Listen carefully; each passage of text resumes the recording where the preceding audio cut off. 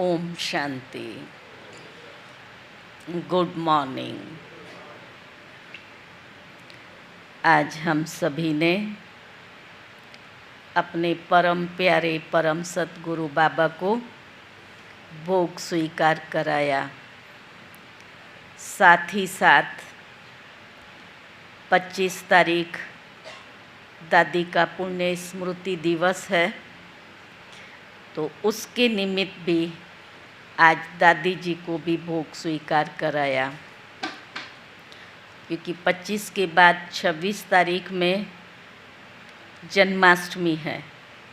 तो जन्माष्टमी सुबह को जन्माष्टमी का भोग रहेगा। हम सब की अति प्रिय श्रद्धेय दादी की हमेशा ये विशेषता रही कि हर कार्य को उसने निमित्त और निर्माण बन करके किया। साथ ही साथ दादी नियम, मर्यादा, नीति और सभ्यता, कभी भी नियमों के साथ में दादी ने उनको ढीला नहीं किया। हमेशा जो हमारे ईश्वरीय नियम हैं खुद भी उनमें बंध करके चली और हम सबको भी उसमें बांधा। रोज रात्रि को दादी मुरली पढ़ करके सोती थी। एक छोटी सा मिसाल, एक बार लखनऊ में थी, फंक्शन था समर्पण समारोह का, तो दादी को स्टेज पर ही बहुत तेज फीवर हुआ। फिर ट्रीटमेंट दिया, फीवर हल्का हुआ, तो 11 सवा 11 बजा था। उसके बाद दादी नॉर्मल थी। हम सब दादी के पास बैठे हुए थे, तो दादी ने कहा मुरली लाओ। तो मोहिनी बहन ने कहा कि मैं पढ़ करके सुनाती हूँ। बोला नहीं, तुमसे नहीं सुनेंगी। मैंने कहा दादी मैं पढ़ करके सुनाती हूँ। कहती है दादी पढ़ेगी। दादी ने मुरली पढ़ी, हम सबको सुनाई। ये इतना पक्का दादी का नियम था कि रात्रि को जितने बजे भी सोए, मुरली पढ़ कर के उसके बाद दादी सोती थी। और भी ये तो एक छोटा सा मिसाल है।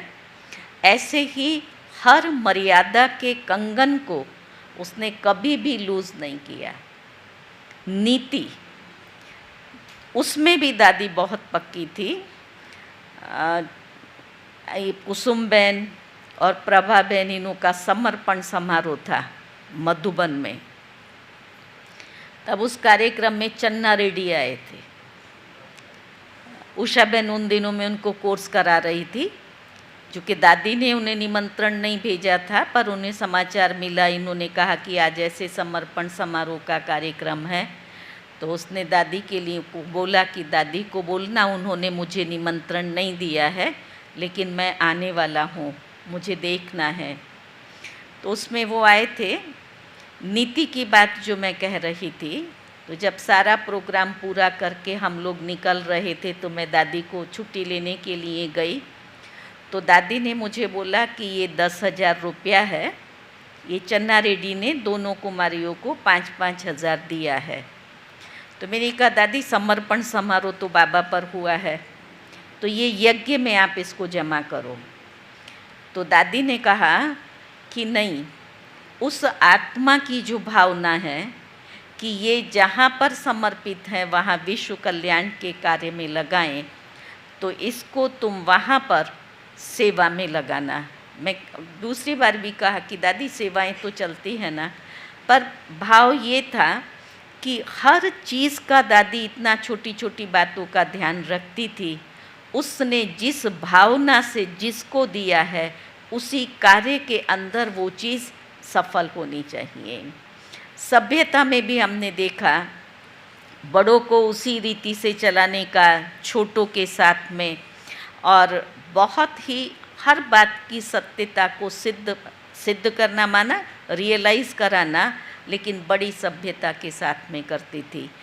तो ऐसी हम सब की श्रद्धेय दादी, जिसने इस यज्ञ के एक छोटे से पौधे को इतनी अच्छी रीति से संभाल कर एक बट वृक्ष का रूप दिया, तो दादी को हम सभी आज के दिन अपने दिल से श्रद्धा सुमन अर्पण करते हैं, शत शत दादी जी को नमन और वंदन करते हैं। दादी का महसाना के साथ में विशेष प्यार था। जाते आते तो दादी आती थी, लेकिन ऐसे भी दादी को हमेशा ख्याल रहता था। जिस समय ये पीस पैलेस बन रहा था तब भी दादी बार बार पूछती थी, सरला तुमको किसी चीज़ की ज़रूरत है, दादी तुमको भेजे, बाबा तुमको सहयोग दे। मैंने कहा नहीं दादी, सब ठीक चल रहा है। तब भी दादी ने उस समय रमेश भाई को भेजा कि ये जो बोलेगी नहीं, और वहाँ इतना बड़ा कंस्ट्रक्शन का काम चल रहा है, तुम जाओ बाबा के यज्ञ की तरफ से ये दे कर के आओ। तो हर चीज़ का दादी को ख्याल रहता था। और आप सब भले पीछे से आए हैं, लेकिन दादी का वो प्यार, पालना और भासना आज भी हम सब के दिल में है। और सूक्ष्म में भी दादी अभी भी हमारी परवरिश कर रही है, हमें वो शक्ति और सकाश दे रही है। ओम शांति। आज हम बाबा के 22 तारीख के महावाक्य सुनेंगे। मुरली का सार है, तुमने सारे कल्प में, मीठे बच्चे, तुमने सारे कल्प में ऑलराउंड पार्ट बजाया है।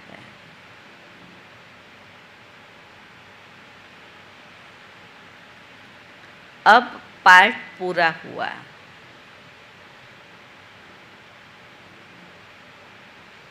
घर चलना है।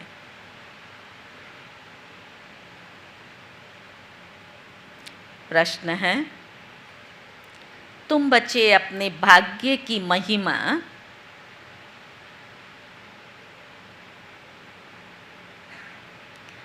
किन शब्दों में करते हो?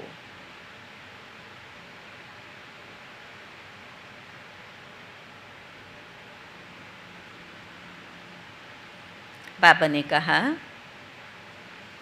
हम हैं ब्राह्मण चोटी,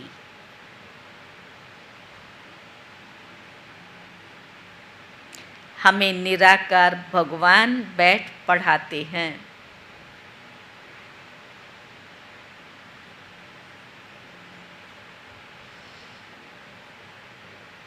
दुनिया में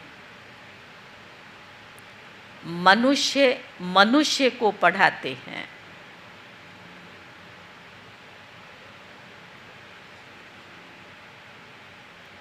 लेकिन हमें स्वयं भगवान पढ़ाते हैं।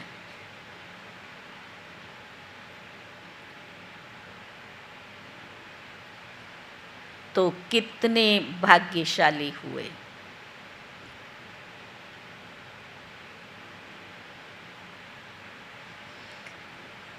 दूसरा प्रश्न है,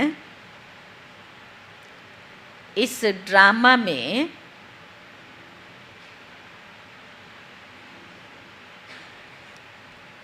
सबसे बड़ा पोजीशन किसका है?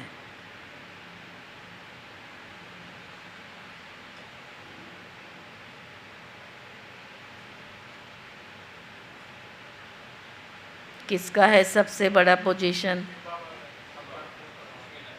हाँ, शिव बाबा का। कैसे है?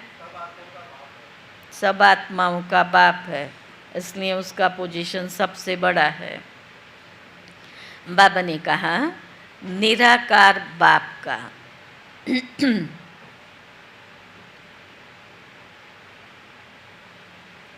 वो तुम सब आत्माओं का बाप है।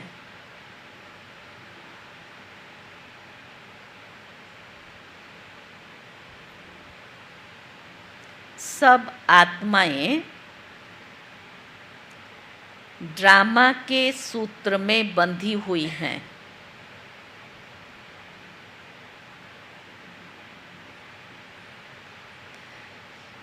सबसे बड़ा पोजीशन बाप का है।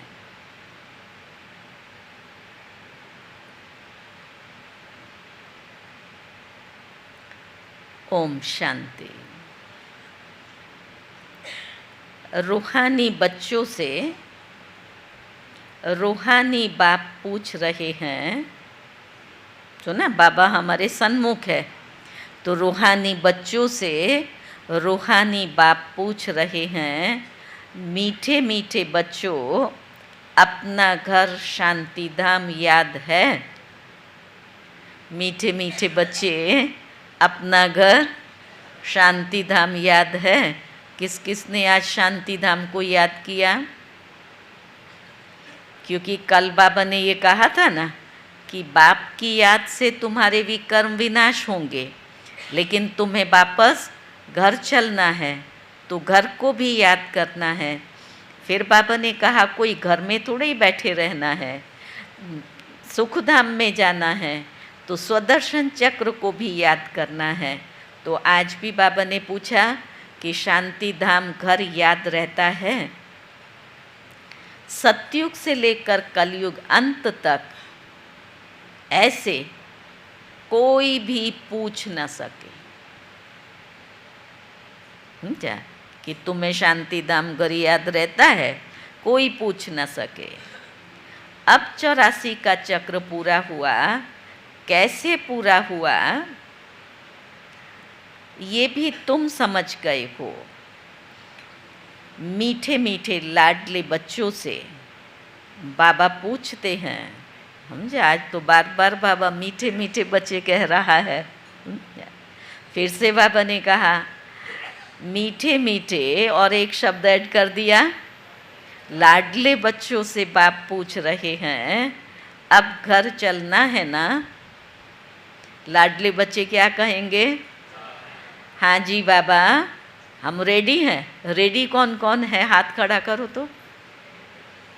समेट लिया सब कुछ? अपना सब समेट लिया? कार्मिक अकाउंट क्लियर हो गया? बैग बैगेज रेडी है? भर लिया ले जाने वाला जो पुण्य का खाता है? किस किस का कार्मिक अकाउंट पूरा हो गया है वो हाथ खड़ा करो तो। तो खाता लेकर के वापस जाएंगे क्या? उसमें कोई हाथ नहीं ऊंचा करता है। घर चलने में तो कैसे चलेंगे? बोझ लेकर के चलेंगे? नहीं ना, तो रेडी होना पड़ेगा। इसलिए बाबा ने लाडलू बच्चों को याद दिलाया कि घर चलना है तो जल्दी जल्दी अपने हिसाब किताब चुकतू कर दो। घर चलकर फिर सुख धाम में आना है। ये तो सुख धाम नहीं है, ये है पुरानी दुनिया दुख धाम। वो है शांति धाम और वो सुख धाम। अब इस दुख धाम से मुक्त हो जाना है मुक्ति धाम में। मुक्ति धाम अथवा शांति धाम जैसे कि सामने खड़े हैं, वो है घर। फिर तुम नए विश्व में आएंगे जहाँ पवित्रता, सुख, शांति सब होगा। ये तो समझते हैं ना, गाते भी ये हैं, पुकारते भी बाप को है, हे पतित पावन, इस पतित दुनिया से हमको ले चलो। इसमें बहुत दुख है, हमको सुख में ले चलो। स्मृति में आता है, स्वर्ग को सब याद करते हैं, शरीर छोड़ा तो कहेंगे स्वर्ग पधारा। Left for heavenly award. किसने लेफ्ट किया? लेफ्ट किसने किया? छोड़ा किसने? शरीर को किसने छोड़ा? आत्मा ने। शरीर तो नहीं जाता है, आत्मा ही जाती है। अभी तुम बच्चे ही शांति धाम सुख धाम को जानते हो। और कोई भी नहीं जानते। तुम बच्चों की बुद्धि में नॉलेज है कि शांति धाम क्या है और सुख धाम क्या है। तुम सुख धाम में थे, अब फिर सुख धाम से कहाँ पहुँचे? दुख धाम में आए हो। फिर बाबा ने कहा सेकंड, मिनट, घंटे, दिन, वर्ष बीत गए, अब 5000 वर्ष में कुछ दिन ही बाकी हैं। बाप बच्चों को स्मृति दिलाते रहते हैं। बात बहुत सहज है, इसमें मूंझने की कोई दरकार नहीं। आत्मा 84 जन्म कैसे लेती है ये भी किसको पता नहीं है। लाखों वर्ष की बात तो किसको याद रहना मुश्किल है। ये है ही 5000 वर्ष की बात। व्यापारी लोग भी स्वास्तिका चौपड़े पर निकालते हैं, उसको गणेश कह देते हैं। शुभ कार्य में स्वास्तिका निकालते हैं तो बाबा ने कहा उसको गणेश कह देते हैं। गणेश को फिर हाथी की सूंड दिखाते हैं। मनुष्य पैसा खर्च करते हैं, चित्र आदि बनाते हैं, इसको कहा जाता है वेस्ट ऑफ टाइम। वैरायटी कैसे कैसे चित्र बनाते हैं, और आजकल तो शॉर्ट ऐसे करके बना दिया, यहाँ एक वो गणेश हो गया।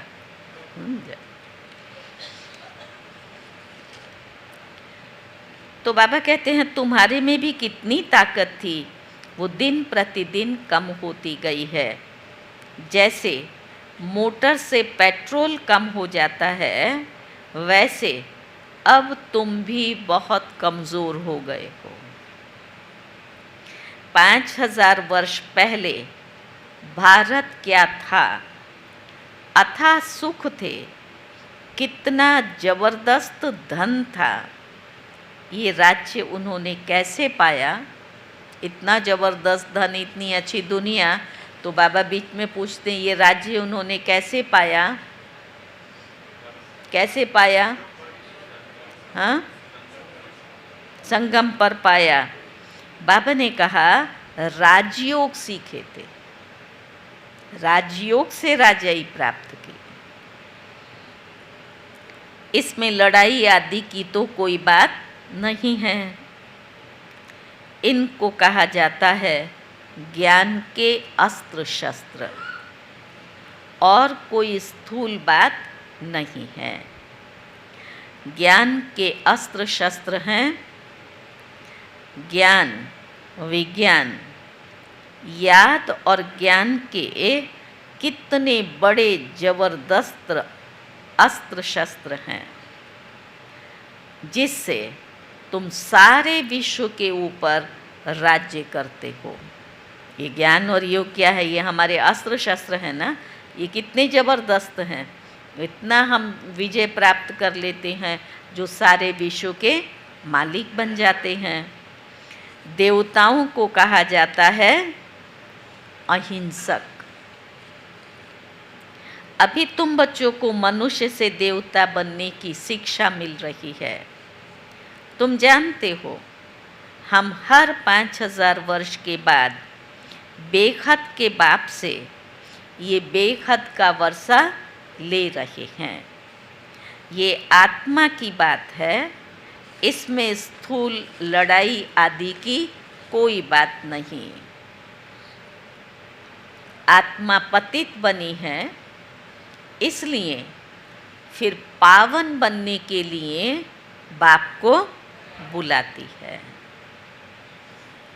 अब बाप कहते हैं मीठे मीठे बच्चों, अब तो घर चलना है।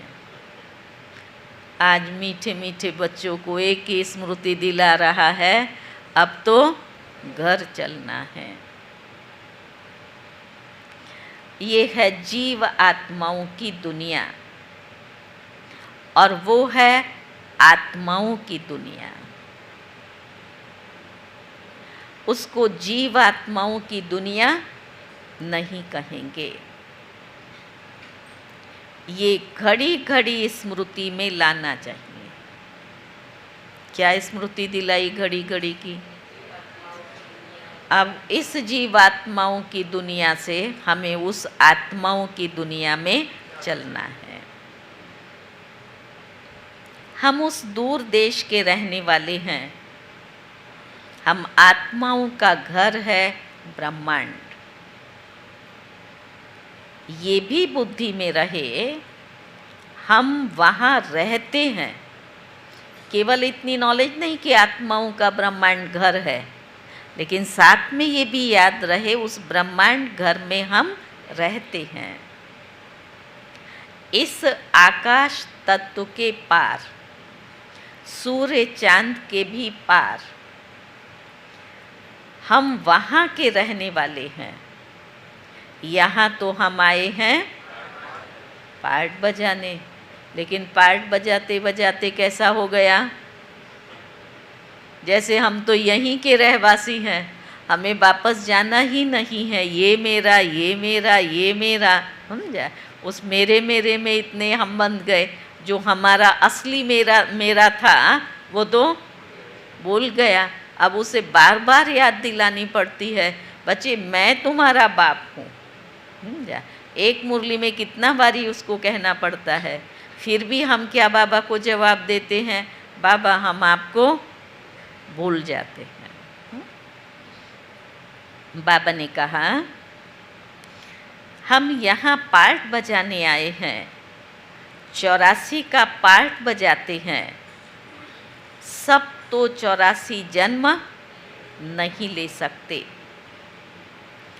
आहिस्ते आहिस्ते ऊपर से उतरते आते हैं।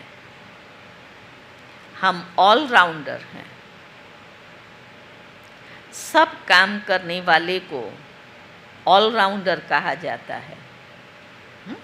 ऑलराउंड काम करे, जो सारे कार्य करने वाला, तो उसको ऑलराउंड कहा जाता है। तो सारा कार्य किसने किया? देवताई में पार्ट हमने बजाया, विश्व महाराजन हम रहे, भक्ति पहले हमने शुरू की, साक्षात्कार हमने कराया, समझा? फिर लोगों को मुक्ति और जीवन मुक्ति का रास्ता हमने दिखाया। तो ऑलराउंड पार्ट किसका है? हमारा है। सब कुछ किसने किया? हमने किया है। तो बाबा ने कहा तुम भी ऑलराउंडर हो। आदि से अंत तक तुम्हारा पार्ट है। अब इस चक्र का अंत है, तो भी ऊपर से आते रहते हैं। अभी ये चक्र पूरा होने वाला है ना बात, तो बाबा ने कहा अभी भी आत्माएं ऊपर से आती रहती हैं। बहुत बच्चे रहे हुए हैं जो ऊपर से आते रहते हैं और वृद्धि को पाते रहते हैं। बाप ने, अब दूसरी पॉइंट शुरू होती है, तुम बच्चों को हम सो का अर्थ भी समझाया है। वो लोग तो कह देते हैं हम आत्मा सो परमात्मा। उनको तो ड्रामा के आदि मध्य अंत, ड्यूरेशन आदि का कुछ भी पता नहीं है।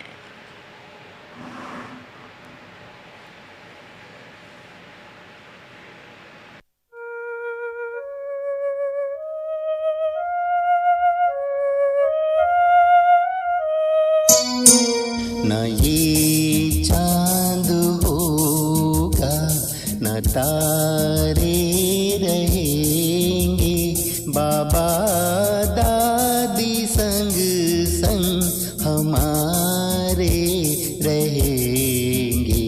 न ये चांद होगा।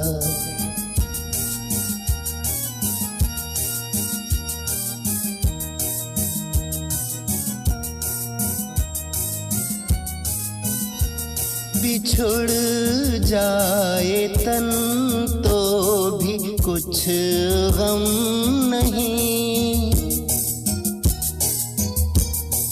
मिलते रहेंगे कहीं ना कहीं, तेरे दिल के दादे दुलारे रहेंगे। न ये चांद होगा न तारे रहेंगे, बाबा दादी संग संग हमारे रहेंगे। न ये चांद होगा।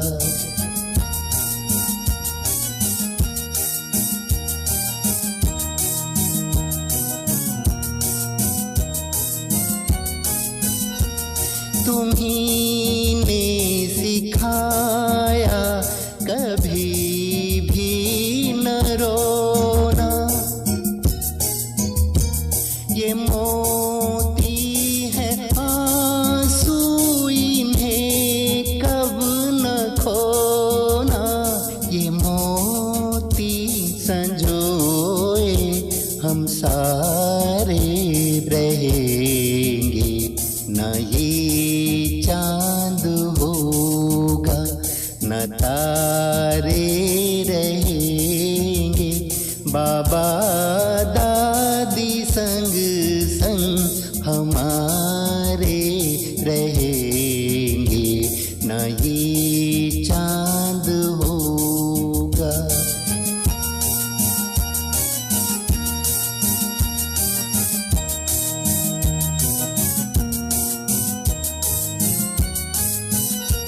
ज़माने में तुम सा नहीं कोई दूजा,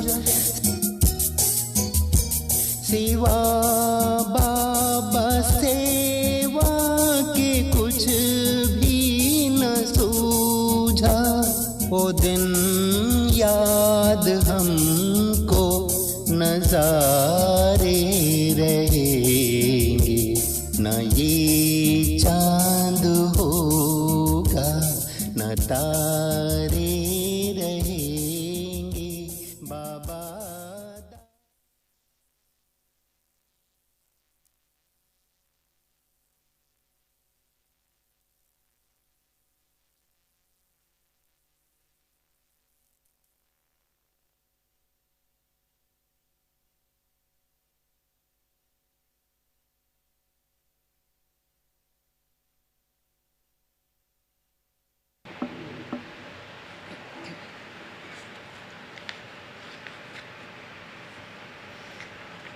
ओम शांति।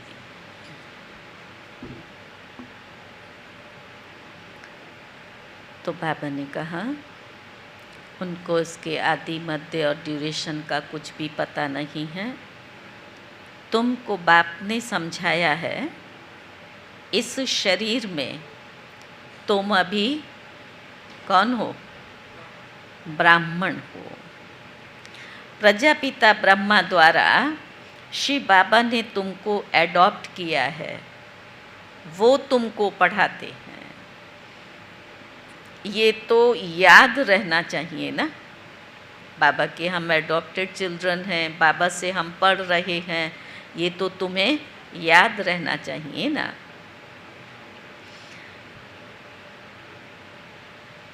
बाप हमको पढ़ा रहे हैं, वो ऊंचते ऊंच भगवान हैं। सभी आत्माएं ड्रामा के धागे में पिरोई हुई हैं। अभी तुम जानते हो हम शुरू में देवता थे, फिर हम सो क्षत्रिय धर्म में आए, अर्थात सूर्यवंशी चंद्रवंशी में आए। इतने जन्म लिए, ये सब पता होना चाहिए। ये नॉलेज पहले तुम्हारे में बिल्कुल नहीं थी। अभी बाप ने समझाया है ये वर्णों की बाजोली है। अभी फिर शूद्र से हम ब्राह्मण बने हैं। ब्राह्मण से फिर देवता बनेंगे। विराट रूप दिखाते हैं ना, तुम्हारी बुद्धि में सारा ज्ञान है, कैसे हम नीचे उतरे, फिर ब्राह्मण कुल में आए, फिर डीटी डिनाइस्टी में आए, अभी फिर हम हैं, सारा चक्कर लगा करके फिर बाबा आया, अभी हम हैं ब्राह्मण चोटी। चोटी सबसे ऊंच होती है। तुम्हारे जैसा ऊंच कुल कौन कहलाए। भगवान बाप आकर तुमको पढ़ा रहे हैं, तुम कितने सौभाग्यशाली हो। अपने भाग्य की कुछ तो महिमा करो। सुना, बाबा कहता है तुम कितने सौभाग्यशाली हो, अपने भाग्य की कुछ तो महिमा करो। करते हैं अपने भाग्य की महिमा? कौन कौन अपने भाग्य की महिमा करता है? हम कितने भाग्यशाली। अच्छा, क्या आपका भाग्य बड़ा है? ये पंखा भी बंद कर। हाँ, परमात्मा के संग।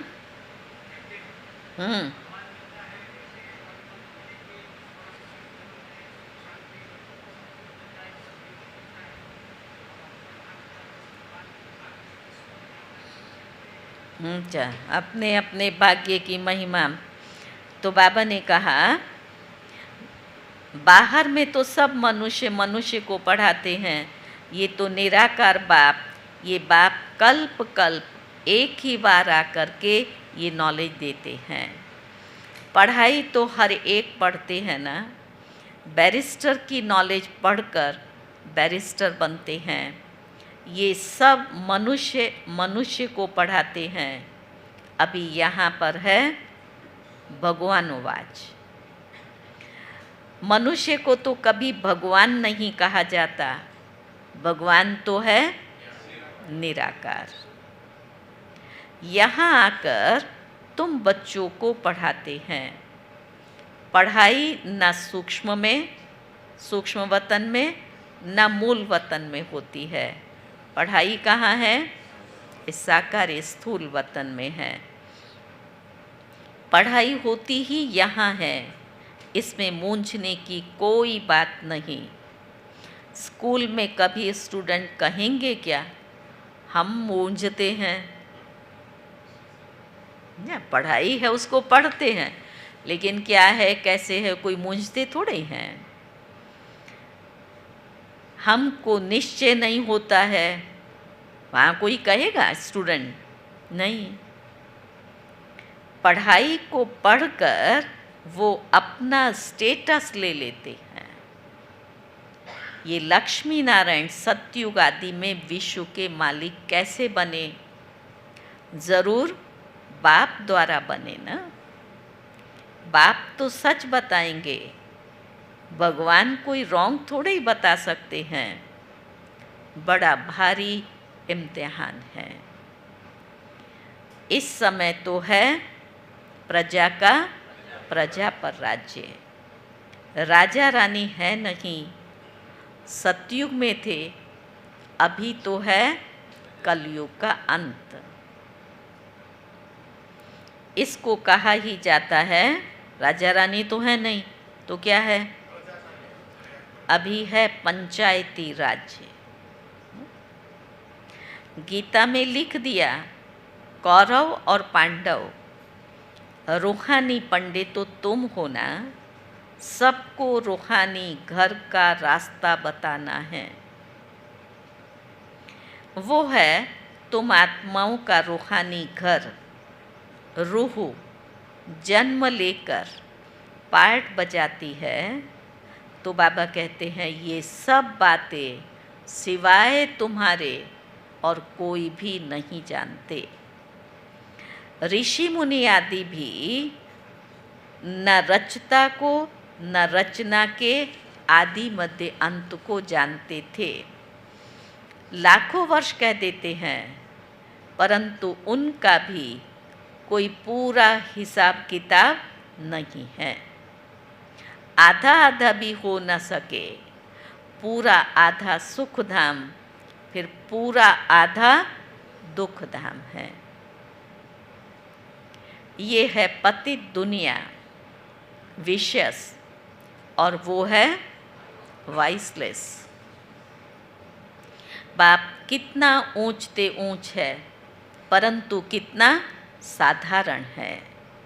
कोई बड़े आदमी ऑफिसर्स आदि से मिलते हैं तो उनको कितना रिगार्ड देते हैं। पतित दुनिया में पतित मनुष्य ही पतितों का दीदार करते हैं। है ही सारे पतित, तो दीदार किसका करेंगे। तो बाबा ने कहा पावन तो हैं ही गुप्त, बाहर से कुछ भी दिखाई नहीं पड़ता। बाप को कहा जाता है हाँ, नॉलेजफुल, ब्लिसफुल। सब बातें बाप में फुल हैं, जो भी है सब बातें बाप में फुल हैं। तो बाबा ने कहा इसलिए उनको ज्ञान का सागर कहा जाता है। हर एक मनुष्य के पोजीशन की महिमा अलग अलग है। वज़ीर को वज़ीर, प्राइम मिनिस्टर को प्राइम मिनिस्टर कहेंगे। ये फिर है ऊंचते ऊंच भगवान। हर एक का अपना अपना स्टेटस है, पोजीशन है। ये है ऊंचे ते ऊंचा भगवान। तो बाबा ने कहा सबसे बड़ा पोजीशन है निराकार बाप का, जिसके हम सब बच्चे हैं। हमारा बाप है ऊंचे से ऊंचे पोजीशन वाला, तो बच्चे कैसे होंगे?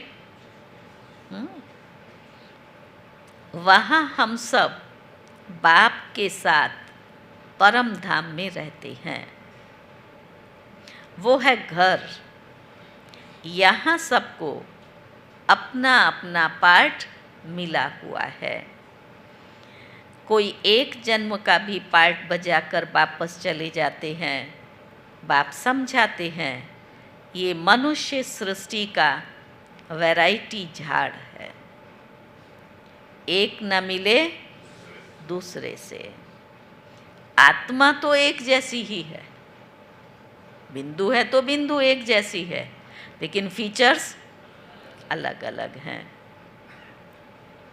तो बाबा ने कहा बाकी शरीर न मिले एक दूसरे से। नाटक भी दिखाते हैं जिसमें जैसी एक जैसी दो शक्ल बनाते हैं, जिसमें मूंझ जाते हैं कि पता नहीं हमारा पति ये है या ये है। कोई नाटक का बाबा ने मिसाल दिया है कि ऐसा नाटक बनाया, उसमें वो मूंझ गए दोनों एक फीचर्स वाले, तो मेरा पति ये है या ये है। अब ये तो बेहद का खेल है। इसमें एक न मिले दूसरे से, हर एक के फीचर्स अलग अलग हैं। आयु भले एक जैसी हो, परंतु फीचर्स एक जैसे हो न सके। थोड़ा बहुत अंतर तो रहता ही है, भले सेम दिखाई देते हों तो भी थोड़ा अंतर होता है। तो बाबा ने कहा हर जन्म में फीचर्स बदलते जाते हैं। ये कितना बड़ा बेहद का नाटक है, उनको जानना चाहिए। सारे सृष्टि में कोई रिप्लेस हो नहीं सकता। ये बेहद का ड्रामा है ना। जन्म लेते रहते हैं, सबके फीचर्स अलग अलग हैं। कितने वैरायटी फीचर्स हैं। ये सारी नॉलेज बुद्धि से समझने की है। सुना दिया, सुनाने के बाद क्या कहा? अब इसको बुद्धि से समझो, कैसे फीचर्स अलग अलग और उस पार्ट को हम प्ले करते हैं। कोई किताब आदि है नहीं। गीता का भगवान गीता ले आता है क्या? भगवान तो ज्ञान सुनाएगा ना, तो ज्ञान सुनाने के लिए कोई गीता लेकर आता है क्या? वो तो ज्ञान का सागर है, पुस्तक थोड़े ही ले आया। पुस्तक तो भक्ति मार्ग में बनते हैं। सुना, भगवान ने पुस्तक का ज्ञान नहीं सुनाया, पुस्तक तो भक्ति मार्ग में बनते हैं। ये तो सब ड्रामा में नूद है, एक सेकंड न मिले दूसरे से। तुम बच्चों को तो सब समझा दिया है, चक्र पूरा हो फिर नए सिरे से शुरू होगा। अभी तुम पढ़ रहे हो, बाप को भी तुम जान गए हो, रचना को भी जान गए हो, मूल वतन से यहाँ आते हो पार्ट बजाने। तो बाबा ने कहा तुमको कितनी बड़ी स्टेज मिली है, पार्ट बजाने के लिए कितनी बड़ी स्टेज मिली है। माप सकता है इस स्टेज को? कर्म क्षेत्र पर हम पार्ट जहाँ बजा रहे हैं, तो इसको कोई माप सकता है? कोई भी पहुँच नहीं सकते। सागर और आकाश का भी कोई अंत नहीं पा सकते, इसलिए उसको कहा जाता है बेअंत। आगे इतनी कोशिश नहीं करते थे, अभी तो कितनी कोशिश करते हैं, ना ऊपर ऊपर ऊपर जाते हैं। साइंस भी अभी है, फिर कब शुरू होगी? जब इन्हों का पार्ट होगा। तो इतनी सब बातें शास्त्रों में थोड़े हैं। सुनाने वाले के बदले और ही सुनने वाले का नाम डाल दिया। जब तो घोटाला किया, इतनी सारी बातें भी नहीं हैं। ये काली आत्मा और वो गोरी आत्मा, सुनने वाली काली आत्मा और जो बनी वो गोरी आत्मा। काली आत्मा इनके द्वारा सुन करके फिर गोरी बनी है। नॉलेज से कितना ऊंच पद मिलता है। कहाँ बैठे हैं? बाबा के सामने बैठे हैं। भाई लोग कहाँ बैठे हैं? पीछे वाले कहाँ बैठे हैं? बाबा ने कहा ये है गीता पाठशाला। अच्छा, कौन पढ़ाते हैं? भगवान राजयोग सिखाते हैं अमरपुरी के लिए, इसलिए इसको फिर अमर कथा भी कहा जाता है। ज़रूर संगम पर ही सुनाई होगी। जिन्होंने कल्प पहले पढ़ा है वही आकर फिर पढ़ेंगे और नंबरवार पद पाएंगे। तुम यहाँ कितना बारी आए हो? यहाँ हमने कितना बारी जन्म लिया माताएं? कितना बारी जन्म लिया? अनगिनत बार। कोई पूछे ये नाटक कब शुरू हुआ, तो तुम क्या कहेंगे? तो बाबा ने कहा तुम कहेंगे ये तो अनादि चला आ रहा है, गिनती की बात हो ही नहीं सकती, पूछने का ख्याल भी नहीं आता। शास्त्रों में तो सभी हैं भक्ति मार्ग की बातें। और भक्ति मार्ग में क्या है? भक्ति मार्ग में क्या है? बाबा ने कहा कहानियाँ, जो पढ़ते रहते हैं सुनते रहते हैं। यहाँ तो अनेक भाषाएं हैं और सतयुग में अनेक भाषाएं आदि होती नहीं। एक धर्म, एक भाषा, एक राज्य, बाबा ने कहा वो तुम अभी स्थापन कर रहे हो। वे लोग तो विश्व में शांति स्थापन करने के लिए जो राय देते हैं उनको पीस प्राइज देते हैं। राय देने वालों को पीस प्राइज देते हैं, और हम तो वो शांति की दुनिया स्थापन कर रहे हैं। तो बाबा ने कहा, शिव बाबा तो तुमको सारे विश्व में शांति स्थापन करने की राय देते हैं, उनको तुम क्या प्राइज देंगे? वो लोगों ने मीटिंग किया, उनको तो प्राइज दिया, यहाँ तो शिव बाबा हमको ये सारे विश्व पर शांति की स्थापना की राय दे रहे हैं, तो बाबा को तुम क्या प्राइज देंगे?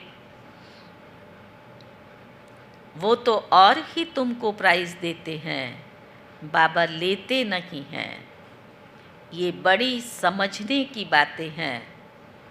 कल की तो बात है जबकि इन्हों का राज्य था। अभी तो देखो रहने की भी जगह नहीं है। वहाँ तो 2-3 मंजिल बनाने की भी दरकार नहीं पड़ती, लकड़े आदि की दरकार नहीं।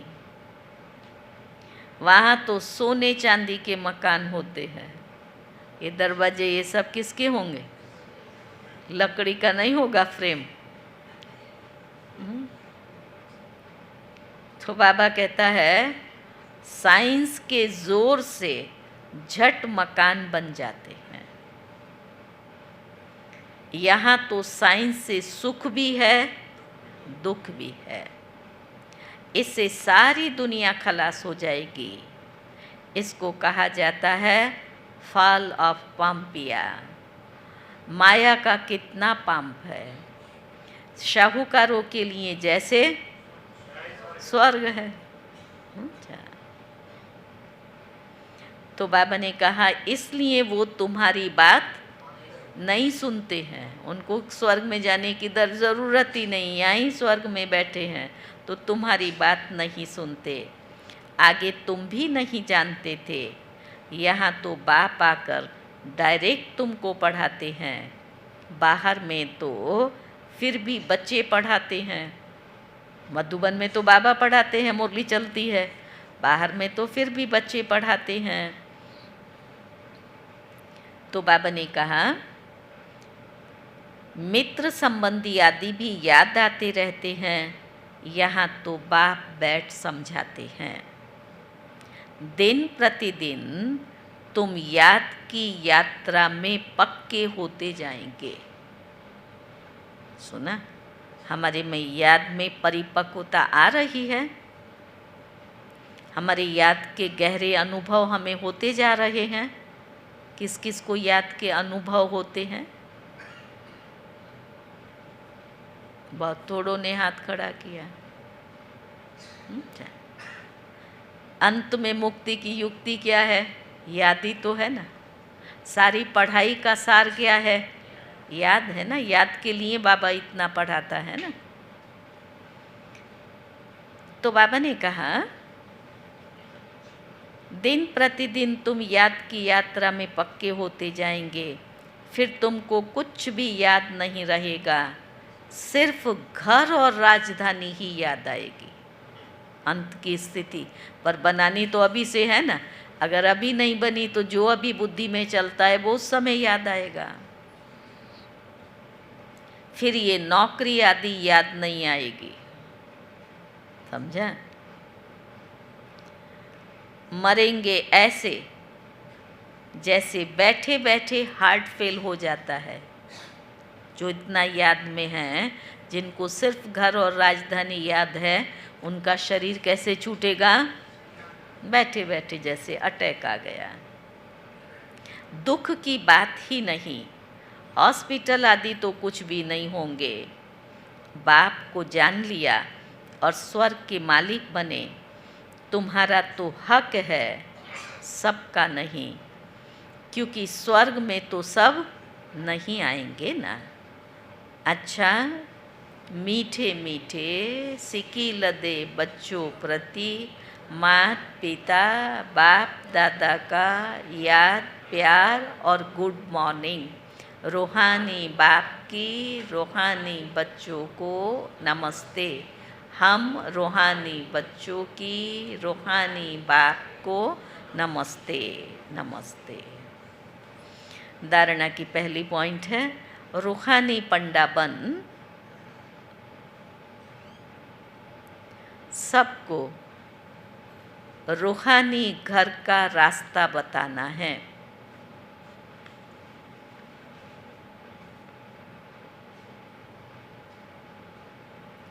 ज्ञान और योग के अस्त्र शस्त्र से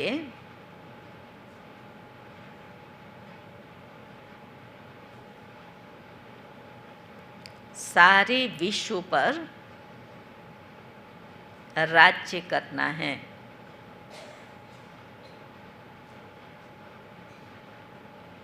डबल अहिंसक बनना है।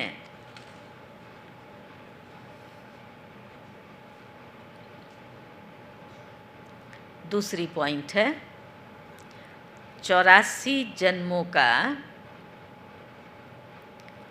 ऑलराउंड पार्ट बजाने वालों को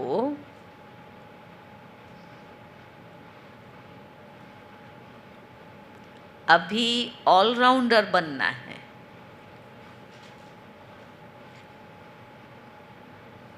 सब काम करने हैं।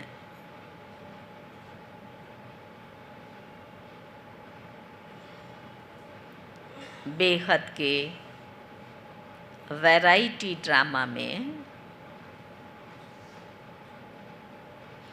हर एक का पार्ट देखते हुए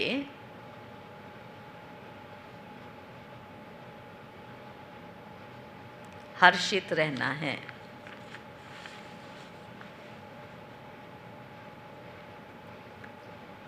वरदान है,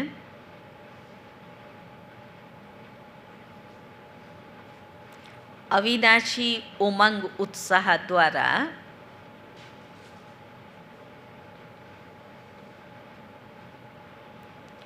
तूफान को तोहफा बनाने वाले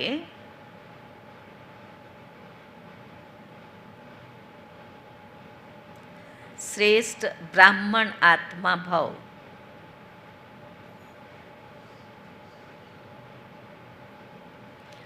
उमंग उत्साही ब्राह्मणों की उड़ती कला के पंख हैं। हमने सब दादियों को देखा, अंत तक भी किसी का उमंग उत्साह कम नहीं हुआ। चाहे प्रकृति ने कितने बड़े बड़े पेपर लिए, लेकिन उमंग उत्साह में तो बाबा कहते हैं ये उमंग उत्साह आप ब्राह्मणों के लिए बड़े से बड़ी शक्ति है। सदा उमंग उत्साह में रहना है। नीरस जीवन नहीं है। उमंग उत्साह का रस सदा है। उमंग उत्साह मुश्किल को भी सहज कर देता है। वे कभी दिल शिकस्त नहीं हो सकते। उत्साह तूफान को तोहफा बना देता है। उत्साह किसी भी परीक्षा व समस्या को मनोरंजन अनुभव कराता है। परिस्थिति आएगी तो क्या, जैसे एंजॉय करते हैं, तो समस्या या परिस्थिति को मनोरंजन अनुभव कराता है। ऐसे अविनाशी उमंग उत्साह में रहने वाले ही श्रेष्ठ ब्राह्मण हैं। स्लोगन है, शांति की वास धूप जगा कर रखो,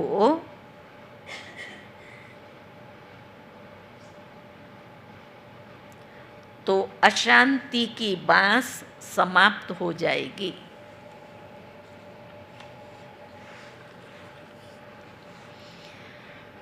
आज का सम्मान है, मैं सदा खुशी में नाचने वाली हूँ।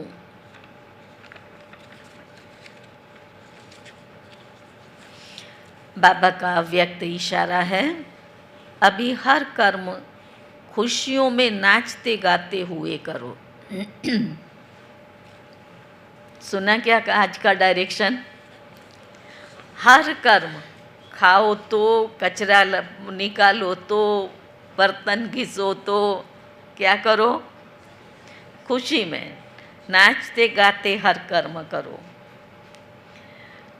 जैसे स्थूल डांस में सारे शरीर की ड्रिल हो जाती है, डांस करते हैं तो भिन्न भिन्न पोज से डांस करते हैं, ऐसे खुशी के डांस में भिन्न भिन्न कर्मों के पोज करो।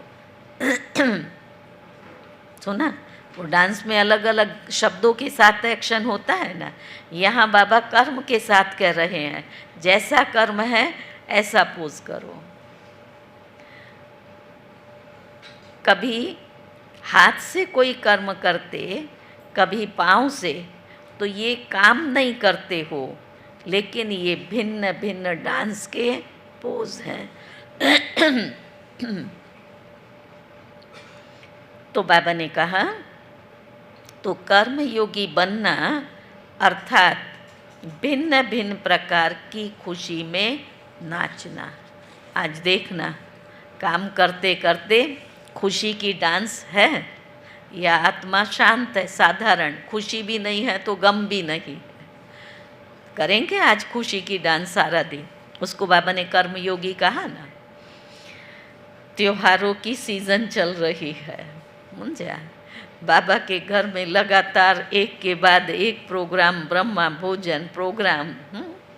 कल हमारा टीचर्स बहनों का रक्षाबंधन का प्रोग्राम ब्रह्मा भोजन था, और उसके बाद में